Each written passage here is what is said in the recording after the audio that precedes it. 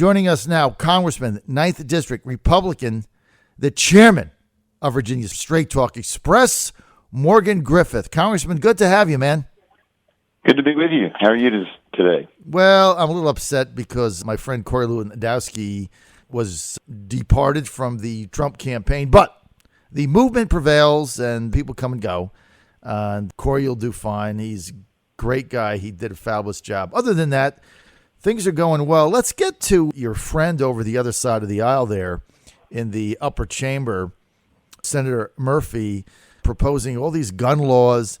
Here's the thing. I just want to get your comment on this, Congressman, because I know you're very dialed into this stuff. So if all the stuff that Murphy and Feinstein, if all this passed 6 months ago, this terrorist in Orlando, sir, he still would have gotten the same weapon. So I don't get what they're trying to do. Do you have any idea? Well, I do. I think they take a tragedy. They have a long-term goal to take guns out of the hands of law-abiding American citizens and to make it harder for everybody to get guns. And every time there's a gun crime committed, they want to use that as an excuse to take away guns. Now, you know, they believe very passionately that this is the right way to go. I believe very passionately that they're on the wrong track. And, but that's what they're doing. They're trying to take advantage of this tragedy. They may not even see it that way, but that's what they're doing. And turn it into a way to, make the American people think that we could have stopped this if only we'd had some more laws. And I pointed out yesterday that, there are things that we need to do in our society. The mental health bill that we passed unanimously on a bipartisan basis out of the committee that I serve on, Energy and Commerce, last week, is a step in the right direction. It doesn't solve all problems. But, Great Britain has a lot of gun laws, and I can't tell you all the ins and outs, but they're known as a pretty strict gun control nation. And yet they had a shooting with a member of their parliament, the rough equivalent of being a member of Congress, right? Just last week. And yet they had all these laws, and they couldn't stop somebody who had issues, who had problems, who'd been radicalized on the right. In fairness, he was a right-wing radical who also had mental health issues. And they couldn't stop him with all of their gun laws. So all we're going to do is take guns out of the hands of law-abiding citizens, and I don't think that's appropriate. Some of your colleagues who believe in this, do you think, is their actual goal to just have an Australian system where simply Americans can't own a gun? I mean, is that their ultimate goal? I think they think that's very appropriate, and it's a little bit on the arrogant side, if you ask me, because what they believe is only certain people should have guns, and those are the people they approve of. And of course, history is replete with instances where when you have, one ideology or one small group of people, an oligarchy, or a monarchy that controls the weapons, you lose your freedom, and maybe worse.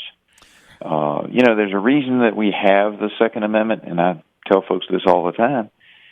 Take a look at the men who are writing this document that became our Constitution and then our limitations on government. Virginia wouldn't join the Union, would have stayed separate, but for the granting of these rights. And remember that Lord Dunmore, the last royal governor of Virginia, last royal governor on these United States from Great Britain, one of the first things he did when trouble started to break out between the colonists and the Crown, he seized the magazine at Williamsburg. Now, we're not talking about Time, Life, People magazine. We're talking about the weapons and the ammunition. And that was one of the first things he did. And our founding fathers were outraged by that because they understood what that meant. That meant they could not defend themselves. Now, fortunately, they all had guns of their own and didn't have to rely on the central magazine in downtown Williamsburg. But that's why we have the Second Amendment. It's not there so that we can say that we, enjoy going hunting. It's there because the people have to be able to defend themselves against any danger, including a tyrant. Lord Dunmore seized the guns. He was the legal representative of the king. He was the tyrant's representative. They understood they had to make sure they had guns if a central government ever became too strong, or if there was a danger at the door, a criminal, a crook, a radicalized individual on the right or on the left, or from Muslim or Christian, whatever. Right. They needed to be able to defend themselves. And that's why we have our right to bear arms. And that's why I will continue to defend it, even if they're right and 90% of the American people want to get rid of it, which I think is an outrageous number. I think PolitiFact needs to go after that. But even if it means I lose my seat in Congress, this is a fundamental principle worth fighting for.